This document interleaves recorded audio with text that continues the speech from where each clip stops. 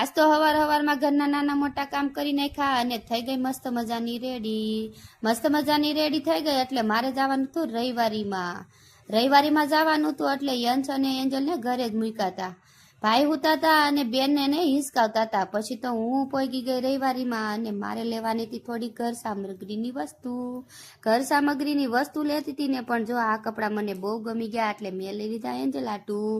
થોડાક આગળ આવેલા એટલે ગામડેથી જો મારા ભાભી અને ભત્રીજો આવેલા હતા તો એની હારે થોડીક ઉભા ગપ્પા છપી કરી અને પછી હાલી ગયા આગળ. રવિવારે રખડીને થાકી ગઈ હતી એટલે આવી ગઈ ઘરે આવી ત્યાં તો એન્જલ કપડા પહેરીને રેડી. કપડા તો બહુ સરસ લાગતા હતા પણ એન્જલે હારવાર જો આ ખલેલા હોતે મગાવ્યા હતા.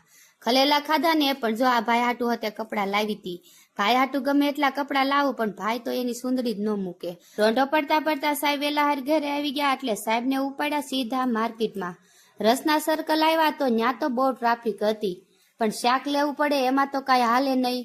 પેલા તો મેં મારા ટમેટા લઈ લીધા. પછી તો શાકનો ભાવ પૂછ્યો ત્યાં તો 80 રૂપિયા કિલો.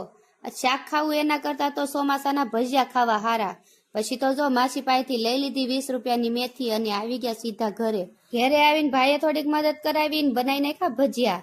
મેં ભજીયા બનાવ્યા ને ભાઈએ કર્યા બધાને પીરસવાનું ચાલુ. થોડીક વાર થઈ ત્યાં તો બેન હજે ભૂખા રહી ગયા હતા.